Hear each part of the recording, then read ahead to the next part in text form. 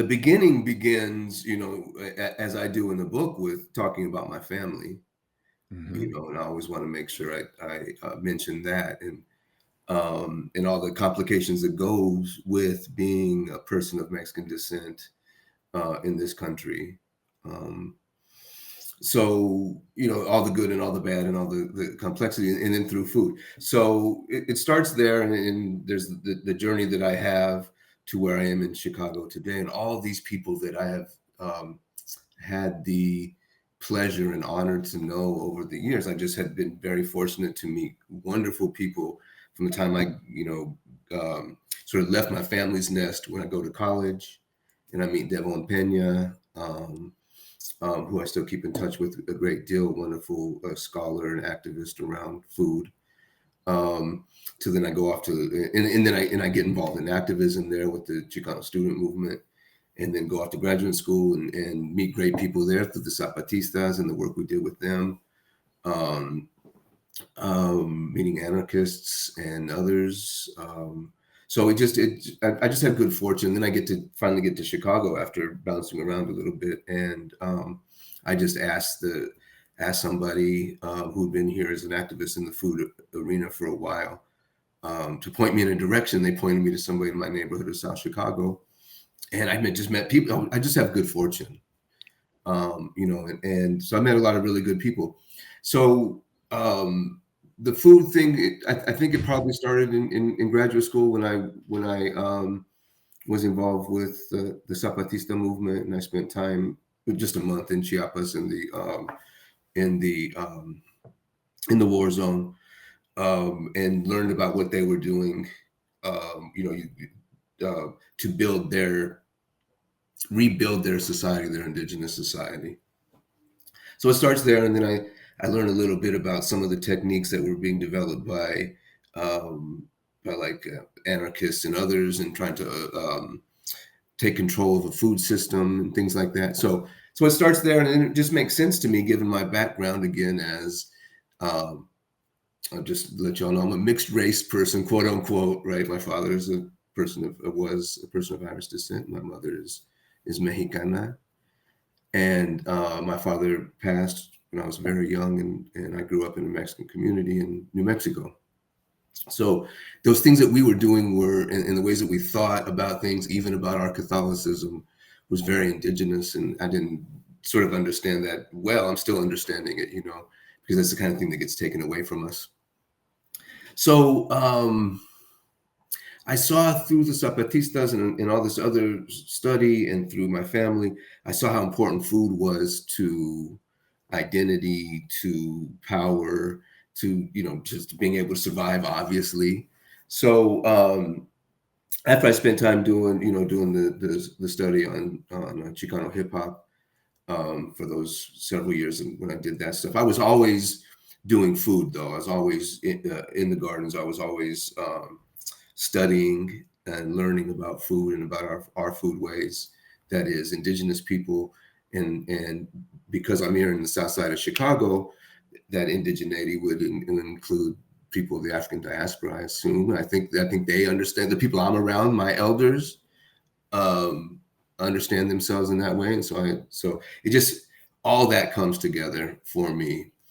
And I started working in a garden near my neighborhood. And at some point, I'm the one who's been there the longest, and the one who sort of just kind of steps into the role, the leadership role. And then I was asked by Devon Pena, I don't know how, we had a conversation, and he says, it would be great if you wrote for the Environmental and Food Justice blog and about what's going on in Chicago with the food movement. And so I started doing that. And then it became, by around 2013, it became something I wanted to write about in a serious way. And so that's sort of how it got there in a long-winded fashion. No, right on. No, but I'm interested in the methodology you describe in here also, autoethnography and Autohistoria, teoría. Autohistoria. That's right. Yeah. Talk a little bit about that, if you would. Yeah. That's so interesting, because in a couple of places recently, on Black Liberation Media, there was this discussion of, was it yesterday? Was it Friday? Yeah, it was Friday, the Friday show, around methodology Yeah. and personal experience. Is that, that's not method, that's just doesn't carry water, right? Mhm.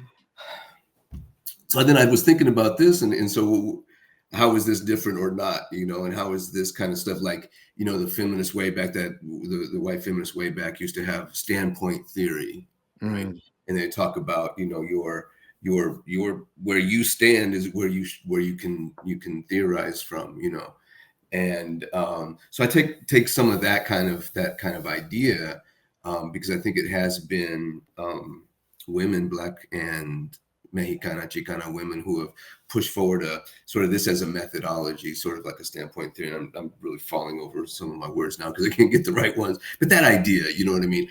That in Gloria Anzaldúa, was really did a great job of theorizing from her space, right?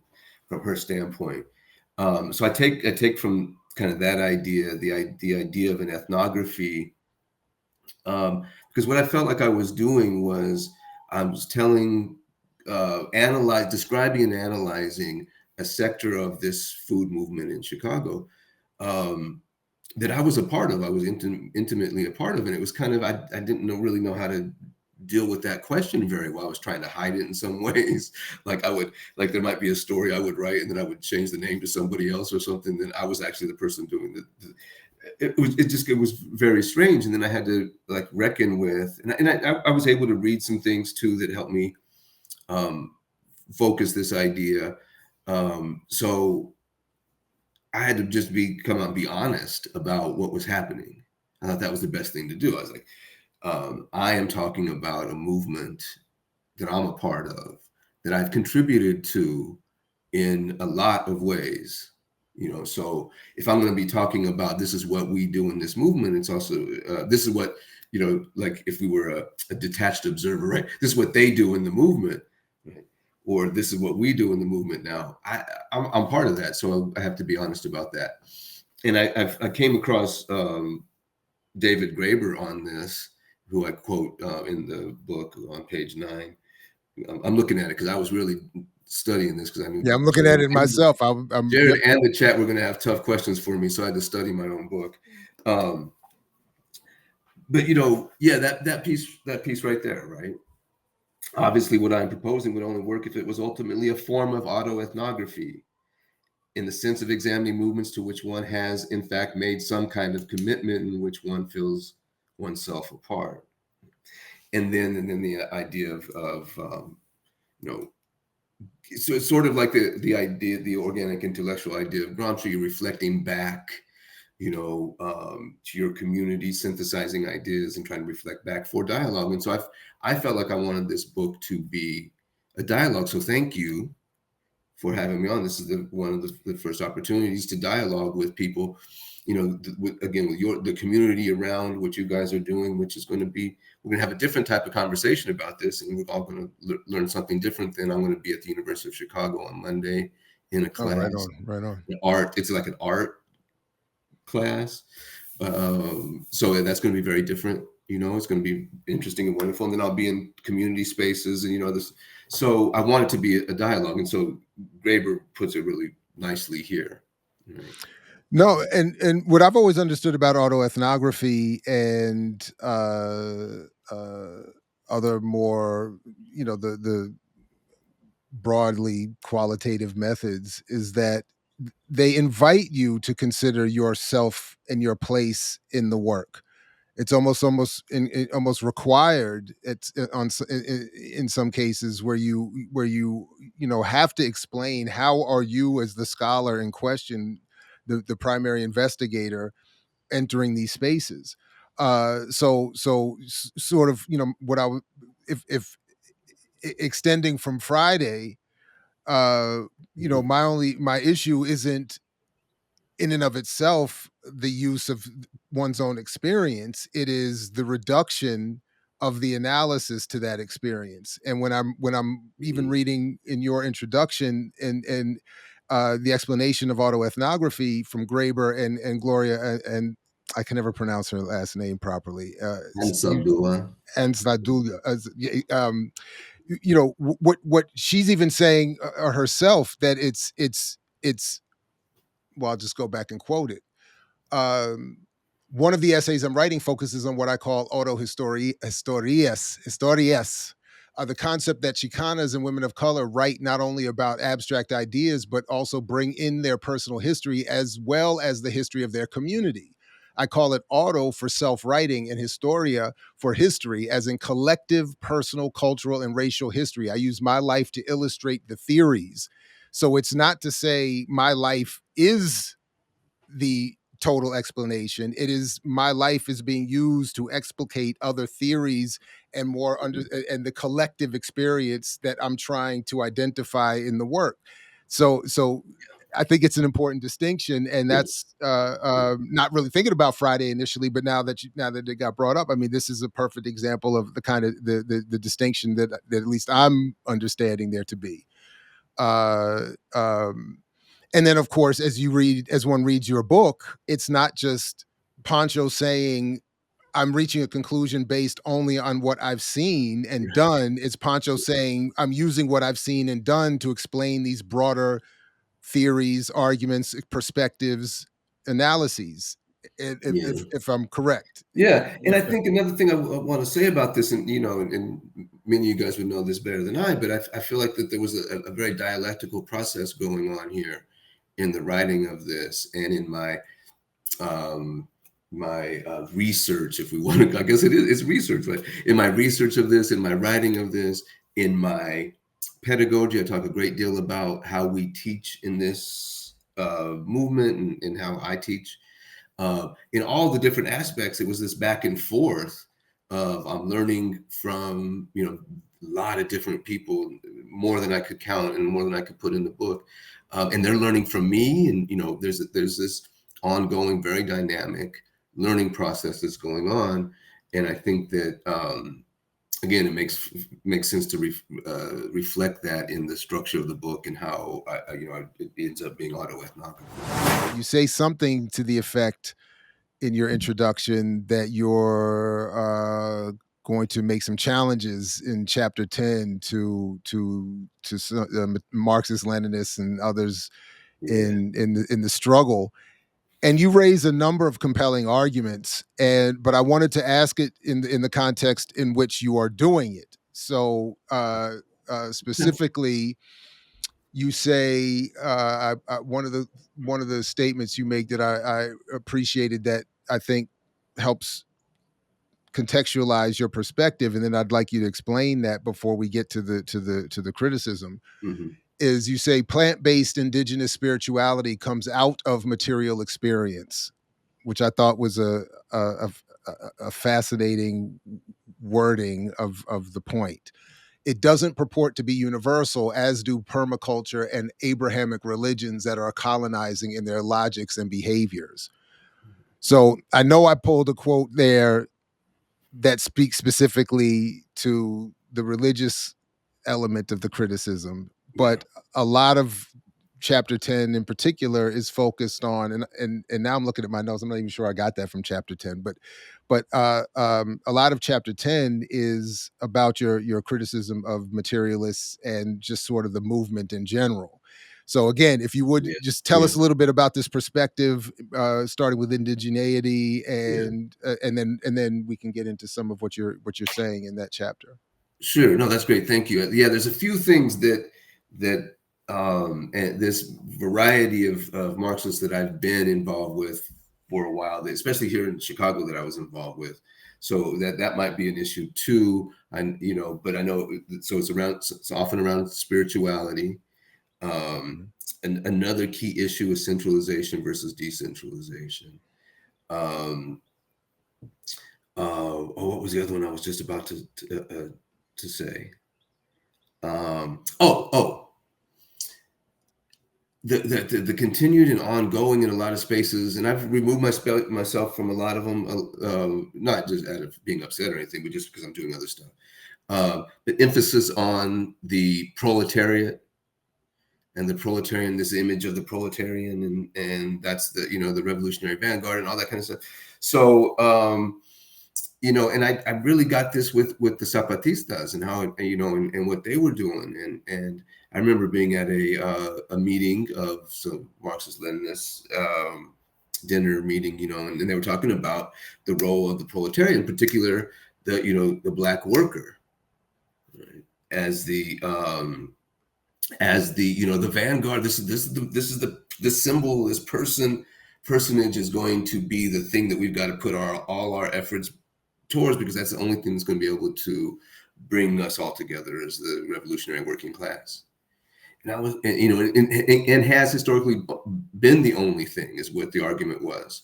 And I was like, you guys missed out in the '90s what was happening with the Zapatistas, and how the Zapatistas galvanized people all over the planet in the name of this kind of way of thinking and going about the world, and the kinds of very particular challenges to the world order that the Zapatistas were presenting as indigenous people. Okay, and I remember being very specifically in the meeting. I said, well, "What about the Zapatistas?" Then they didn't get it. This group, who was very dedicated to anti-racism and all this kind of stuff, but they really didn't get it. Um, so these are the kinds of people I was interacting with, and I said, well, and I'm butting heads with a lot of times in the meetings and whatever. And I said, I'm going to take on this challenge to explain what I am doing to this type of person. So this is what I'm doing, this way I'm thinking about it. I'm going to explain to this, but I'm writing it down. So instead of just, so for me to clarify in some ways what my issues were with these particular brand of Marxist-Leninists that I was engaging. It changes, it develops over time, okay, but that was the emphasis. That's where it came from. But it's also, as I understood it, the specific approach that many on the left and some within Black segments of the movement don't appreciate, which is this relationship of the land to the land, indigenous ways of knowledge. You talk about, and forgive me for doing this, but in my head, I can't. It's probably because I was talking to Todd earlier today. And I see Renee showed up. Shout out to Renee. I am going to blame him, because I kept thinking of two characters, and I couldn't decide if they were brothers, if they were brother sister, if they were sisters, if they were a romantic partnership. But I kept thinking of their ik and ak. The indigenous knowledge systems that you refer to with and abbreviate as IK, and then and ak or ak, the African historical knowledge. Yeah. If I'm remember, you're right. Yeah. So and you abbreviate them as IK and AHK. So in my head, I started saying, and you put them in tandem with one another. So I was like, this is Ik and Ak. They're rolling through the hood, and they're starting this whole thing in my head, but in a way, that's sort of what you're doing. You're saying these are alternative indigenous knowledge systems that many traditional or variants of the standard Marxist, Leninist, communist left, or Black, even nationalist, radical left don't appreciate or understand. If I read it correctly, it's that basis from which you form your criticism of those spaces and the movement itself. Could you talk just a little bit about that? Right. Yeah. Well, thank you. That was a great way to put it, because so that discussion with that group of Marxist Leninists was what began this chapter. And then as I'm moving in these other spaces, okay, which are mostly Black radical spaces, but others, and I'm reading and I'm engaging with the land, and we're focused on, in our work, growing food, feeding people, getting back to our understanding of ourselves, beyond master's gaze or before or whatever. I'm seeing this sort of part of the resistance to what it is we're doing, and that is getting dirty a lot of times and doing hard work and things like that.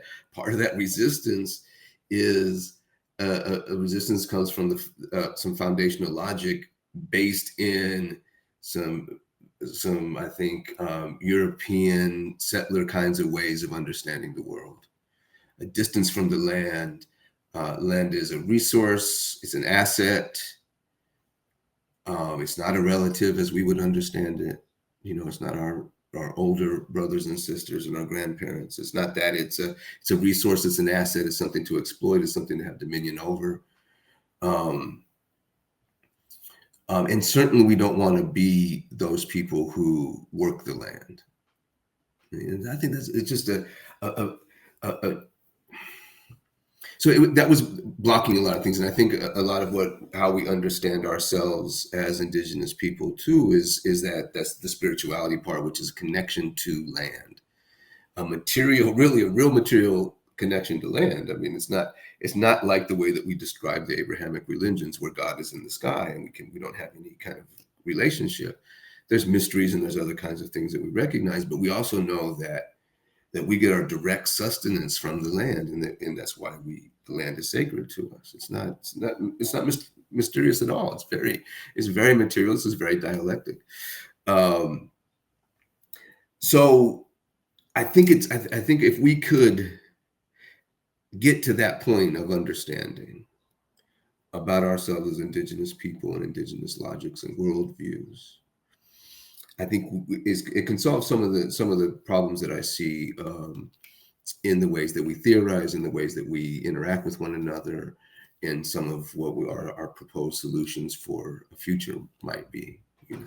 So that's what I'm suggesting. I think that around the land and around spirituality, we really got to block a lot of us on the left, in the revolutionary. We really got to block, and that. The fetishization of science as being the thing. Well, look, if we're not including the land as a living being, then we're being reductionist in our science. And I think a lot of us aren't engaging that on the left. We're not there. And I think that's where the Indigenous piece is really important to what a lot of the rest of us are. Well, one of the two pull quotes you start chapter 10 off, of course, is from George Jackson. Saying realistic day-to-day needs should be the basis of organizing people and making them conscious of revolution, that the world, the universe must revolve, that it will stop, stagnate, and die for no man's privilege, end quote. And I admit I'm a sucker for George. I love that. But I'm like, but I'm interested in what you're doing here, because you reference George, and among others, obviously. I don't know Kropotkin too much, but or at all. But from what I understand about George, this Marxist-Leninist tradition, guerrilla warfare, radical, all this other, But you're talking about this in the context of Indigenous and Black anarchism. Mm-hmm. And then you bring George into conversation with that by making the point later on that same page that this fact means that those who seek wealth and power have used food as a weapon and a mechanism for social control, and that's one of the reasons why your efforts are focused so much on food, autonomy, serving the people's needs, and creating space for revolution. Could you just say a little bit more about this Indigenous Black anarchism that I know I'm very new to, and how it relates, and how do you see, in particular, George relating to that? Well, I knew that you were a sucker for this, so that's why I put that in there. That's yes, okay, right. That's just for you. I knew you would be looking out for it, right? But well done. I was trying to. One of the ways I conceive of what's happening here in the book and what I'm doing in my work generally is dialogues between different groups of people, right? And that's part of another reason why I talk a lot about my biography, right? Being somebody who has been in different camps and kind of one of my friends who I dialogue with in the book talks about sort of being a border crosser or something like that. I don't know if those are the right words because Yeah. it's weird, but that idea that my politics is one of it's a politics of not it's an international politics. Right. It's in that we're all brothers, sisters, etc., including all of our relations and our more than human relatives. It's that kind of politic, and so I've in order to be well versed at that politic and to put that sort of theory into action, I have to be engaged with other folks, and I put myself in those positions a lot. So so. I want to have I see some of what I'm doing is these different traditions, putting them in dialogue with one another. Anarchist tradition, a Black liberation tradition, Indigenous tradition, traditions. Maybe is a better way to say it. Right? And so what do we have to teach each other, and so we can help solve some of these problems, right? And create this world that we want to see. And so that's kind of what that is. Okay, that's why George Jackson is in there. That's why I refer to some other the kinds of folks, because there is some cohesion around a lot of ideas, and one of the ideas that I would like to see us have even more cohesion around is the day-to-day needs of the people is where we have to organize. And so that's almost exactly what George says, right? Realistic day-to-day needs should be the basis of organizing people, and that's what we're doing with the food. To the degree that we're doing that, I mean, sometimes we're just feeding people, right? But other times we're organizing. Right? And so I thought that was, again, George is coming out of slightly different tradition than a very different tradition than Peter Kropotkin, but slightly different tradition than some of the Black anarchist tradition. Right. Kwesi Balagoon and Ashanti Austin, these kinds of folks, Lorenzo Camboa, Urban. Slightly different, but there's a lot of potential for dialogue and understanding, right? And I think that they probably knew that at the time, but I feel like currently over the last 20 years, 30 years, however long I've been involved in these kinds of things, we don't always get that. There's a lot of factionalism. We've always talked about that, right? Factionalism. But so I feel like food and those day-to-day needs are things that we can, if we focused on them, we could come to all these different factions could come to some good dialogues and understandings together, and we can organize people. I mix what I like, what I like, what I like, what I like, what I like.